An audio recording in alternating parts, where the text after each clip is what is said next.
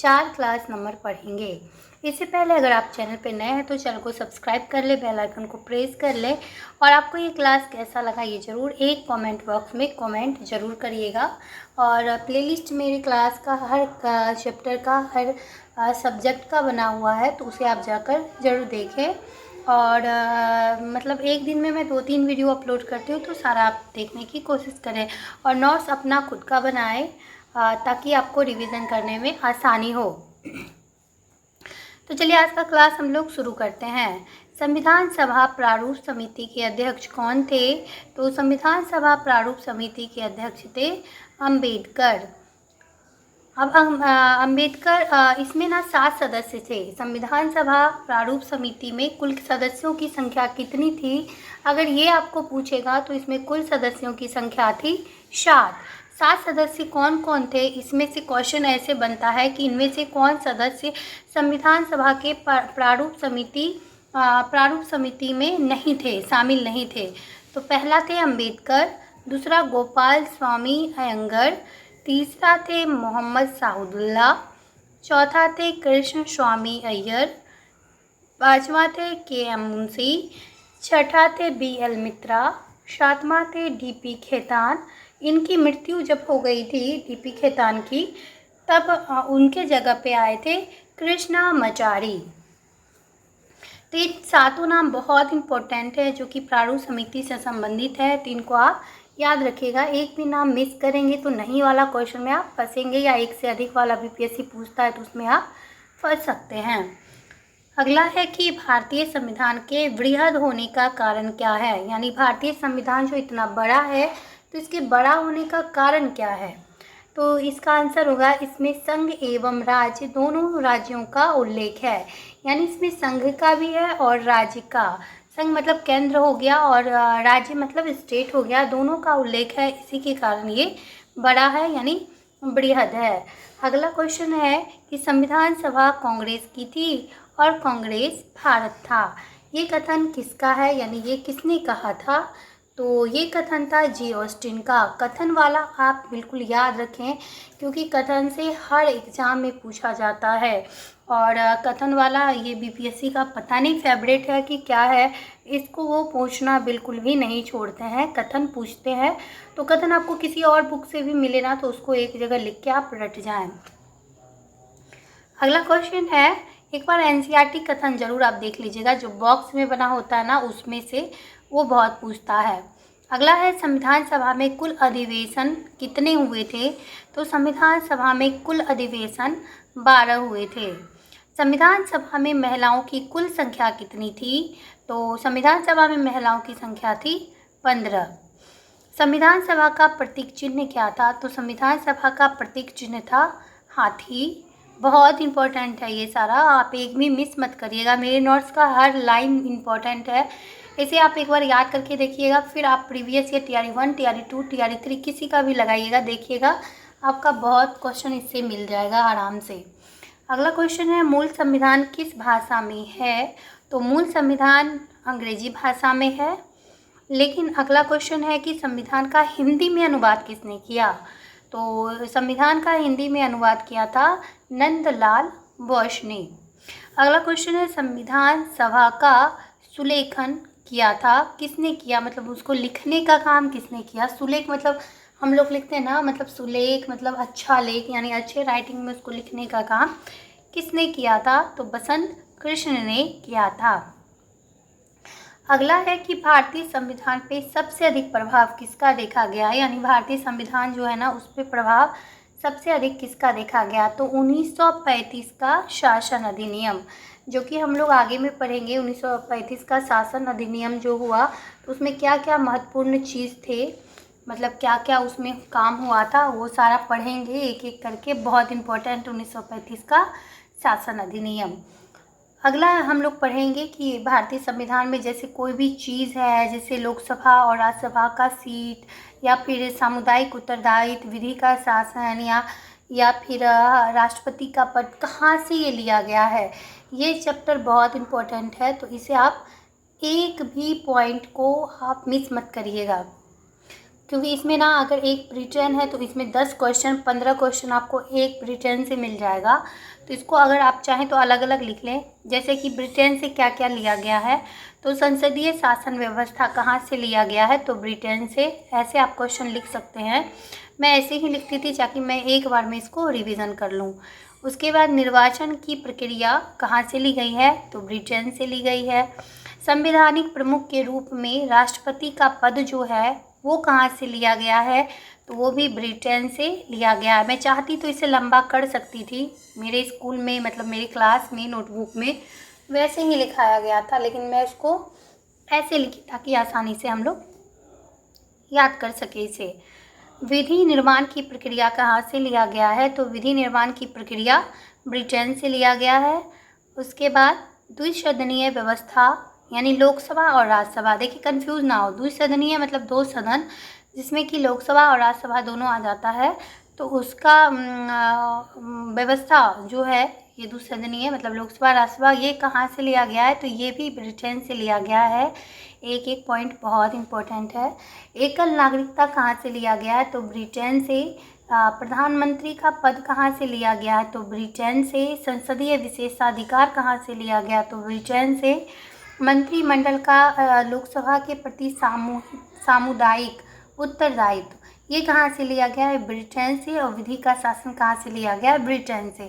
आप सोच रहे होंगे ये सारा मुझे क्लास में लिखाया गया था, तो बिल्कुल भी नहीं, ये मुझे लगता है यहाँ तक ही लिखाया गया था। लेकिन ये सब ना मुझे एनसीईआरटी फिर एससीईआरटी बुक पढ़ने से या फिर प्रैक्टिस सेट में कहीं मंत्रिमंडल का लोकसभा के प्रति सामुदायिक उत्तरदायित्व कहाँ से लिया गया इस टाइप से मिलता था, तो मैं यहाँ नोट कर लेती थी। इसीलिए मैं बोलती हूँ मेरा नोट बहुत बहुत बहुत अच्छा है, एक बार आप ज़रूर इसको कवर करने की कोशिश करें। अगला है अमेरिका, मतलब अमेरिका से क्या क्या लिया गया है। तो आइए एक एक करके हम लोग देखते हैं, अमेरिका भी बहुत इम्पोर्टेंट है। तो अमेरिका से लिखित संविधान कहाँ से लिया गया, तो अमेरिका से लिया गया है। मौलिक अधिकार कहाँ से लिया गया है, बहुत इम्पोर्टेंट है। तो लिखित संविधान वाला भी, ये भी अमेरिका से लिया गया है। उपराष्ट्रपति का पद कहाँ से लिया गया है, तो अमेरिका से लिया गया है। उसके बाद जुडिशियरी प्रक्रिया यानी जुडिशरी रिव्यू जिसको बोलते हैं हम लोग, वो भी अमेरिका से लिया गया है। राष्ट्रपति पर महाभियोग की प्रक्रिया यानी उन पर जो महाभियोग लगाया जाता है वो कहाँ से लिया गया है, तो ये भी अमेरिका से लिया गया है। उसके बाद स्वतंत्र व निष्पक्ष न्यायालय कहाँ से लिया गया है, यानी न्यायालय जो स्वतंत्र और निष्पक्ष यानी किसी के पक्ष में ये अपनी राय नहीं व्यक्त करता, ये कहाँ से लिया गया है नियम, तो ये अमेरिका से लिया गया है। न्यायिक पूर्वावलोकन ये भी अमेरिका से लिया गया है। सर्वोच्च न्यायालय का गठन एवं शक्तियाँ यानी सुप्रीम कोर्ट का जो गठन हुआ है और उनकी क्या क्या शक्तियाँ हैं, ये कहाँ से लिया गया है, ये भी अमेरिका से लिया गया है। सर्वोच्च एवं हाई कोर्ट के न्यायाधीशों को हटाने की प्रक्रिया, यानी यहाँ पर सुप्रीम कोर्ट लिख सकते हैं, सुप्रीम कोर्ट और हाई कोर्ट यानी सर्वोच्च न्यायालय और उच्च न्यायालय, इसको ये भी बोलते हैं, तो आप कंफ्यूज मत होइएगा। उनके न्यायाधीश को जो हटाने की प्रक्रिया है वो भी अमेरिका से लिया गया है। उसके बाद संविधान की सर्वोच्चता ये कहाँ से लिया गया है, यानी सबसे सर्वोच्च हमारे देश में क्या है, तो संविधान ही है, ये कहाँ से लिया गया है, अमेरिका से। उपराष्ट्रपति का उच्च सदन का पदेन सभापति यानी उच्च सदन हो गया राज्यसभा, तो उसके पदेन सभापति होते हैं उपराष्ट्रपति, तो ये कहाँ से लिया गया है, अमेरिका से। देखिए ये बहुत इम्पोर्टेंट है, उपराष्ट्रपति ना ये भी क्वेश्चन बनता है उस सदन के पदेन अध्यक्ष कौन होते हैं, तो उपराष्ट्रपति होते हैं। देखिए ऐसे भी क्वेश्चन आपको बहुत सारा मिल जाता है, आप पढ़ेंगे ध्यान से तो बहुत क्वेश्चन, एक क्वेश्चन में कई क्वेश्चन बन जाते हैं। अगला है कि आयरलैंड से क्या क्या लिया गया है, तो राज्य का नीति निर्देशक तत्व जिसे हम लोग DPSP ये भी बोलते हैं इंग्लिश में, तो ये कहाँ से लिया गया, आयरलैंड से। ये बहुत इम्पोर्टेंट है। इसका भाग है 4 DPSP का और अनुच्छेद है 36 से 51। राज्यसभा में राष्ट्रपति के द्वारा सदस्यों का मनोनयन, यानी राज्यसभा में जो राष्ट्रपति मनोनयन करते हैं, सदस्यों को मनोनीत करते हैं, वो सब का भी नियम जो है वो आयरलैंड से ही लिया गया है। और देखिए किस किस क्षेत्र में करते हैं, यहाँ पे मैंने इसलिए लिखा है क्योंकि आगे भी पढ़ेंगे तो 2 बार 3 बार पढ़ने से याद हो जाएगा। तो ये जो राज्यसभा में राष्ट्रपति सदस्यों का मनोनयन करते हैं वो कला के क्षेत्र में, साहित्य के क्षेत्र में, विज्ञान के क्षेत्र में और समाज सेवा के क्षेत्र में मनोनयन करते हैं। अगला है राष्ट्रपति के निर्वाचन की प्रक्रिया, यानी राष्ट्रपति का निर्वाचन कैसे होगा, तो ये भी आयरलैंड से ही लिया गया है। अगला है जापान, इससे क्या अनुच्छेदों का प्रावधान कहाँ से लिया गया है, तो जापान से लिया गया है। विधि द्वारा स्थापित प्रक्रिया कहाँ से लिया गया है, तो जापान से लिया गया है। अगला है फ्रांस से, मतलब फ्रांस से क्या क्या लिया गया है, तो आइए देखते हैं। स्वतंत्रता, समानता एवं बंधुत्व, ये तो आपको बहुत बार पढ़े होंगे। ये फ्रांसीसी क्रांति में स्वतंत्रता, समानता और बंधुत्व का नारा दिया गया था। 1789 की क्रांति, यानी फ्रांस की क्रांति, फ्रांसीसी क्रांति भी कहते हैं इसको। तो ये स्वतंत्रता, समानता और बंधुत्व का नारा फ्रांस से ही लिया गया है और गणतंत्र की अवधारणा भी वहीं पे सबसे पहले स्थापित हुई थी, इसलिए फ्रांस से ही ये लिया गया है। अगला है कनाडा से क्या क्या लिया गया है हमारे संविधान में, तो आइए पढ़ते हैं। संघानात्मक शासन व्यवस्था कहाँ से लिया गया है, तो कनाडा से। अर्ध संघानात्मक स्वरूप कहाँ से लिया गया है, अर्थात केंद्रीय झुकाव वाली संघानात्मक व्यवस्था, ये कहाँ से लिया गया है, तो ये भी कनाडा से लिया गया है। अगला है केंद्र द्वारा राज्यपाल की नियुक्ति, यानी राज्यपाल की नियुक्ति कौन करता है, केंद्र सरकार करते हैं। तो ये प्रक्रिया कहाँ से लिया गया है, तो ये भी कनाडा से लिया गया है।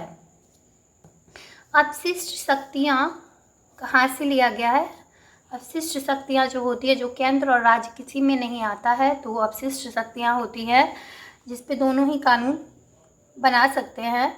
तो ये कहाँ से लिया गया प्रक्रिया, तो ये भी कनाडा से लिया गया है।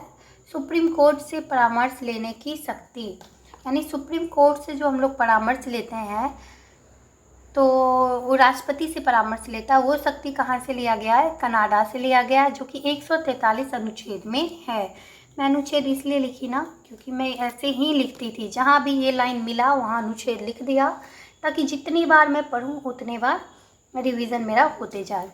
अगला है रूस, जिसको USSR भी बोलते हैं। बहुत जगह ये लिखा रहेगा तो बहुत लोग कंफ्यूज हो जाते हैं, तो पहली बार में बहुत चीज़ मतलब समझना मुश्किल हो जाता है, क्योंकि पढ़ाई हमारी छूट जाती है, फिर स्टार्ट करना थोड़ा सा बहुत लोगों के लिए डिफ़िकल्ट होता है। जो लगा हुआ है रेगुलर उसके लिए आसान होता है, लेकिन जो छोड़ देता है उसके लिए थोड़ा सा मुश्किल हो जाता है, इसीलिए मैं थोड़ा ईजी करने के लिए हर चीज़ लिख देती हूँ। रूस यानी USSR। तो मौलिक कर्तव्य कहाँ से लिया गया, वेरी वेरी इंपॉर्टेंट लगाएं, ये रूस से लिया गया है। पंचवर्षीय योजना कहाँ से लिया गया है, तो ये भी रूस से ही लिया गया है। अभी तक अगर आपने मेरे चैनल को सब्सक्राइब नहीं किया तो देखिए मैं कितना मतलब स्ट्रगल करती हूँ, कितना मेहनत करती हूँ। एक वीडियो बनाने में मुझे बहुत परेशानी होता है, तो चैनल को ज़रूर सब्सक्राइब कर ले, बेल आइकन को ज़रूर प्रेस करें और एक कमेंट एटलीस्ट ज़रूर करें कि आपको क्लास कैसा लग रहा है, क्योंकि इससे ना मैं थोड़ा मोटिवेट होती हूँ। सोचे ना कितना छोटा चैनल है, मैं घंटों बच्चों को छोड़ के वीडियो को शूट करती हूँ, किसके लिए, आप सबके लिए, क्योंकि आप सबका प्यार सपोर्ट मुझे मिलता है। इसके बदले में एक कमेंट तो आप कर ही सकते हैं एटलीस्ट। अगला है जर्मनी से, तो अगला पॉइंट है जर्मनी, यानी जर्मनी से है हमारे संविधान में क्या क्या लिया गया है। तो आपातकाल की प्रक्रिया कहाँ से लिया गया है, तो जर्मनी से। तो भाग इसका है 18। मैं इसे ऐसे याद की थी जैसे आपातकाल मतलब होता है ना कि आपातकाल मतलब जब मतलब आपात हो गया तो उसमें जर्मनी जड़ जाता, तो आपात मतलब इस टाइप से मैं याद रखी थी। भाग 18 है इसका। ऑस्ट्रेलिया कुछ चीज़ से ना आप कनेक्ट करना सीखें, जैसे अपने लाइफ से कुछ चीज़ को कनेक्ट करेंगे ना तो वो लाइफ टाइम के लिए याद होता है। ऑस्ट्रेलिया से क्या क्या लिया गया है, तो प्रस्तावना की भाषा ऑस्ट्रेलिया से लिया गया है, बहुत इम्पोर्टेंट है, क्योंकि प्रस्तावना हमारे संविधान का आत्मा है, कुंजी है, परिचय पत्र है। तो ये इसीलिए ये इम्पोर्टेंट हो जाता है। तो प्रस्तावना की भाषा जो है हमारे प्रस्तावना की प्रेम्बल की, तो वो ऑस्ट्रेलिया से लिया गया है। केंद्र राज्य संबंध भी ऑस्ट्रेलिया से लिया गया है। संपत्ति सूची ऑस्ट्रेलिया से लिया गया है। संसद के दोनों सदस्यों की संयुक्त बैठक जो कि 108 में है अनुच्छेद, तो ये भी ऑस्ट्रेलिया से लिया गया है। दक्षिण अफ्रीका से क्या क्या लिया गया है, तो संविधान संशोधन की प्रक्रिया दक्षिण अफ्रीका से ही लिया गया है। इसका अनुच्छेद है 368 और भाग है 20। आज की क्लास मैं यहीं पे ख़त्म करूँगी।